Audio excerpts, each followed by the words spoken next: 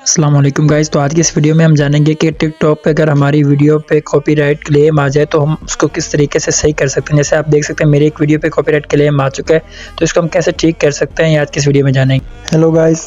तो कई बार हमारे यूट्यूब चैनल पे कोई ऐसा कंटेंट अपलोड हो जाता है, कुछ इस तरीके का हो जाता है कि हमारे एक यूट्यूब वीडियो पे टिकटॉक की तरफ से स्ट्राइक आ जाती है, जैसे कि आप देख सकते हैं।